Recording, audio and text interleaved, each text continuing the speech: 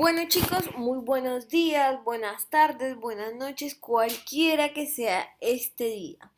Hoy les voy a dar una clase muy general sobre la semiología urinaria que me pidió Pollito, así que vamos a ver cosas generales, no vamos a adentrar mucho en el tema porque para eso vamos a tener todo tercer año para enfocar mucho, pero como están cursando el área del ser humano y su medio, es bueno tener cierto panorama general de esto. Cualquier cosita que no entiendan o pregunten, le preguntan apoyo que él me hace llegar todas las inquietudes. ¿Estamos? Bien. Bueno, para podernos ubicar, ¿sí? En la semiología, que ya lo dije en las clases anteriores, la semiología es la rama de la medicina la cual estudia los signos o síntomas, ¿sí? Dijimos, un signo es algo cualitativo, lo cual se puede contar, medir, como los signos vitales, que son la tensión arterial, la temperatura, la frecuencia cardíaca, la frecuencia respiratoria, y los síntomas son algo subjetivo, como el dolor. Bien, como la semiología es eso, para nosotros poder observar signos o síntomas del aparato urinario, tendremos que ubicarnos de qué vamos a hablar. Pues vamos a hablar del riñón y dónde está ubicado anatómicamente. Claramente, el que mejor les va a dar esta parte y esta explicación va a ser Fernando, ¿no? En su clase de anatomía. Pero como para dar un panorama general, acá tenemos el sistema urinario que está conformado por los dos riñones, por los uréteres, la vejiga y la uretra en el caso del hombre. eh, y más que todo, lo que nos vamos a ubicar va a ser sobre, y lo que vamos a hablar va a ser sobre los riñones. Como estructura, como un repaso, el riñón mide típicamente aproximadamente de 11 a 14 centímetros de largo, 6 centímetros de anchura y cerca de 4 centímetros de grosor. Está la situación, que es lo que nos influye más a nosotros. Ellos, los riñones están ubicados en donde, detrás del peritoneo, en qué parte, en el retroperitoneo. Esto es muy, muy, muy importante, ¿tá? Se ubican entre la última vértebra torácica, después lo vamos a ver por qué es tan importante este reparo anatómico, y las tres primeras vértebras lumbares, o sea, acá serían las últimas vértebras torácicas y las tres primeras vértebras lumbares, ¿bien? O sea, de T12 a L3. Cada uno al lado de la columna vertebral, como lo observan acá. Acá está la columna vertebral, cada uno de los dos riñones a la columna vertebral. El riñón derecho descansa detrás del hígado. Observen ustedes acá que está el hígado como una sobreposición de imágenes y por ende está un poco más abajo, ¿sí? Y el izquierdo debajo del diafragma. Bien, y adyacente al vaso, separados de estos órganos por el peritoneo parietal posterior. ¿Por qué? Porque se encuentran en el retroperitoneo. La asimetría dentro de la cavidad abdominal causada por el hígado da lugar a que el riñón derecho esté ligeramente más abajo que el izquierdo, que ya lo dije anteriormente. Entonces, recalcando, lo que no se nos puede ubicar es que los riñones van a estar ubicados en las fosas lumbares, que van a tener que donde va a ser desde T12 a L3 fundamentalmente. ¿Está? En semiología, chicos, nosotros la dividimos en dos partes en semiotecnia cuando vamos a evaluar un tipo de órgano. Primero es el examen general, ¿sí? De observar al paciente. El riñón es un órgano muy importante en las alteraciones del medio interno, y las alteraciones no es que se generan en el lugar local, sino cuando tenemos alteraciones del riñón, como por ejemplo una insuficiencia renal, una nefritis, ¿sí? Una necrosis tubular aguda, que son todas patologías que vamos a hablar más adelante, se pueden observar con alteraciones en otros lugares anatómicos del cuerpo, ¿sí? Y les voy a presentar una de las tantas alteraciones que me puede generar la afectación del aparato renal. Por ejemplo, los edemas. Los edemas es la acumulación de líquido en el tejido celular subcutáneo. Ustedes ya vieron piel en primero y segundo año, ¿sí? Como observamos acá, es la foto de dos miembros inferiores en los cuales el paciente tiene los miembros inferiores edematizados. ¿Cómo es que el cuerpo hace para tener un acúmulo de líquido? Puede ser por dos causas. Una, por una insuficiencia cardíaca. Defínase la insuficiencia cardíaca como la incapacidad del corazón de cumplir con su función de bomba. O dos, puede ser por una alteración en la excreción de líquidos de nuestro cuerpo. ¿Y quién es el que me elimina líquidos en nuestro cuerpo? Pues nuestro aparato renal. Por ende, si los riñones están trabajando mal, se me va a acumular líquido. ¿Y ese líquido hacia dónde se me va a ir? Se me van a generar los denominados edemas, ¿sí? Primero, los edemas casi siempre comienzan en los miembros inferiores porque es la zona más declive del cuerpo. Acá observamos el signo de Godet, que el signo de Godet significa cuando un paciente tiene edematizado, oprimimos, ¿sí? ¿Sí? Como oprimo acá, suelto, y si queda la forma, según cuánto tiempo demore en volver la piel a su forma, se manejan con cruces. Si vuelve automáticamente, no tiene edema, ¿está? Si demora aproximadamente un tiempo como 20, 30 segundos, una cruz. Un minuto, dos cruces. Y este caso que va a demorar mucho tiempo es Godet, tres cruces.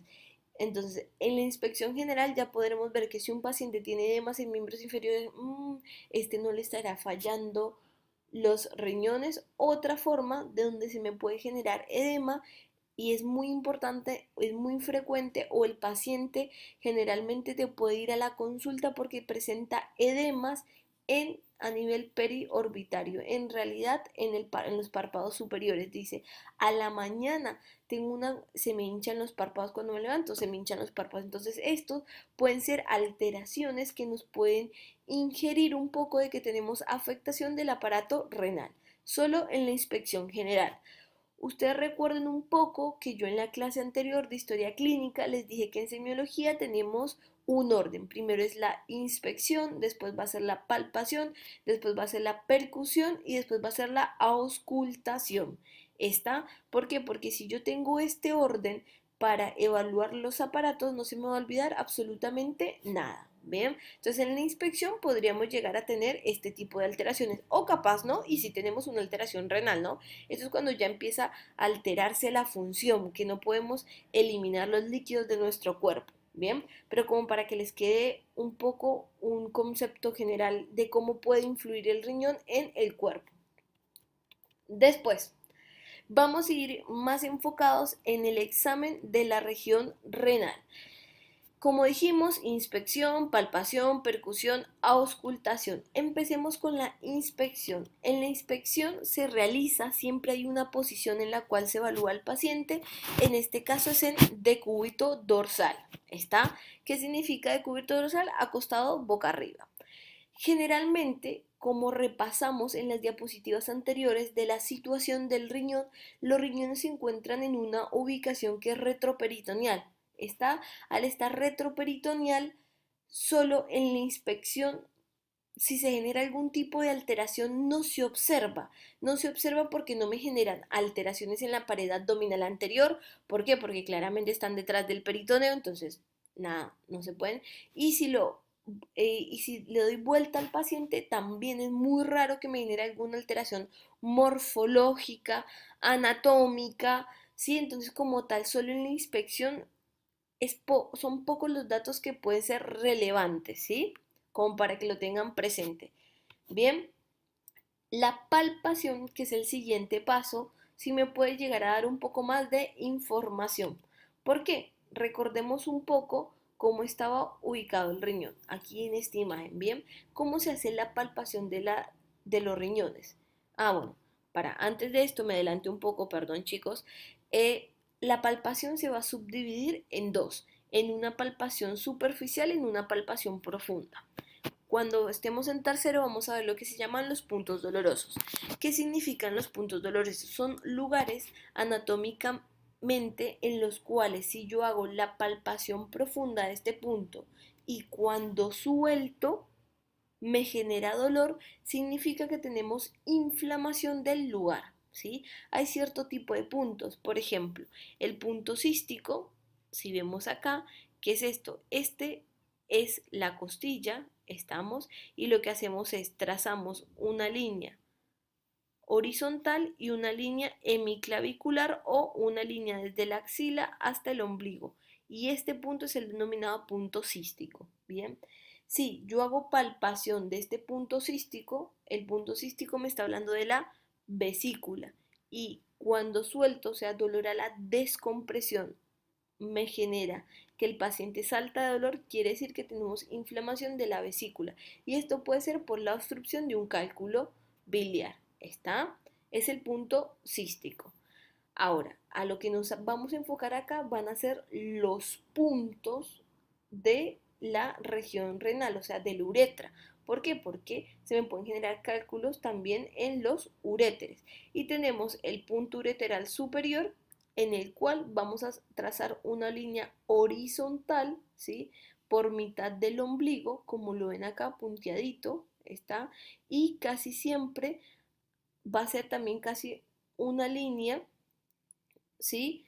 Esta es la línea hemiclavicular y en la mitad de la línea hemiclavicular con la mitad del esternón, ahí vamos a trazar otra línea y esta unión de esas dos líneas va a ser el punto ureteral superior, que si yo primo y descomprimo, ¿sí? Y el paciente salta de dolor, quiere decir que tenemos acá, que sería que estoy tocando esta parte, estamos, esta partecita de acá, quiere decir que el paciente tiene inflamado el uréter. ¿Y por qué uno va a tener inflamado el uréter?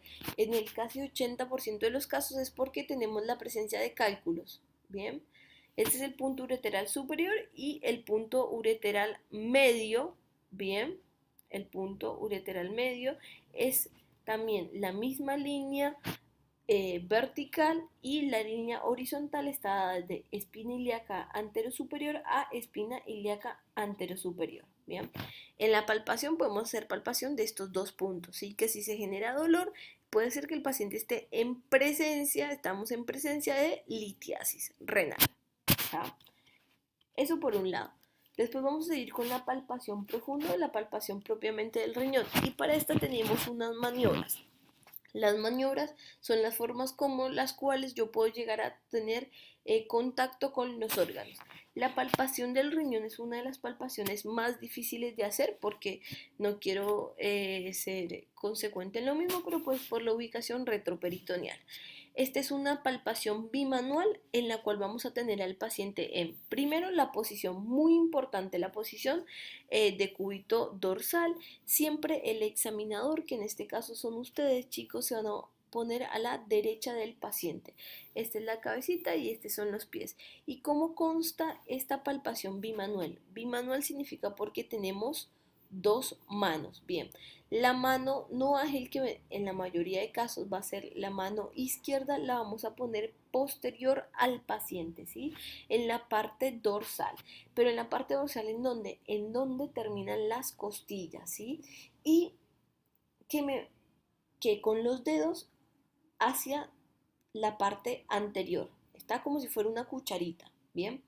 Y la mano ágil o la mano derecha se va a ubicar en fosa ilíaca derecha. Vamos a volver acá un momentico para que ustedes esto no lo saben, pero es así. El abdomen, chicos, se va a dividir en 9 cuadrantes, ¿está? Estos 9 cuadrantes son para que nosotros nos ubiquemos y hablemos de lo mismo, ¿sí? Estos 9 cuadrantes se van a hacer por dos líneas fundamentalmente. La primera línea horizontal va a ser debajo de las costillas, ¿está? Y la segunda línea va a ser de espina ilíaca anterosuperior a espina ilíaca anterosuperior.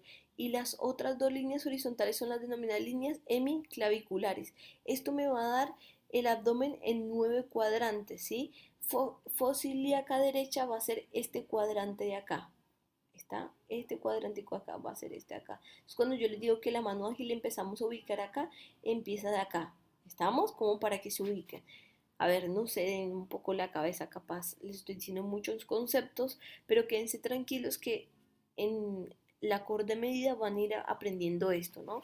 Pero sigamos con la maniobra. Entonces, ubico la mano. Repasemos, la no ágil en la parte posterior, en la zona lumbar, y en la mano ágil en la fosa ilíaca derecha con los dedos mirando hacia la cabeza del paciente. ¿Y qué voy a hacer? En cada inspiración voy a palpar hacia adentro. Cuando palpo hacia adentro, la otra mano no ágil palpa también hacia adelante y lo que hace es como el riñón, vamos a tener acá mucha imaginación, sigan el pulsor, ¿sí? El riñón está en la fase, en la retroperitoneal, en la parte posterior. ¿Qué va a hacer? Cuando inspiro, los pulmones aumentan la capacidad torácica, entonces esto qué hace que el diafragma baje. Cuando el diafragma baja, el riñón está acá, baja, y cuando baja yo aprovecho y con esta mano no ágil empujo hacia adelante para que, sigan siempre el pulsor, para que la mano ágil pueda llegar cuando yo inspiro, hunde hacia el fondo y puedes llegar a palpar el polo inferior del riñón. Una vez más, para que se ubiquen y sigan el pulsor. Porque acá tenemos que tener imaginación porque no estamos en vivo como para que ustedes lo aprendan. Tenemos el riñón en la parte posterior retroperitoneal. Entonces, ¿qué hacemos? El paciente inspira. Cuando inspira, el diafragma baja, o sea que el riñón baja. Cuando el riñón baja, ¿yo qué hago con la mano no ágil? Le empujo el riñón hacia adelante y cuando empujo el riñón hacia adelante y en esa misma inspiración mi mano ágil empuja hacia adentro y puedo llegar a tocar el polo inferior del riñón. Todo esto se los hago por pasos, pero es al mismo tiempo.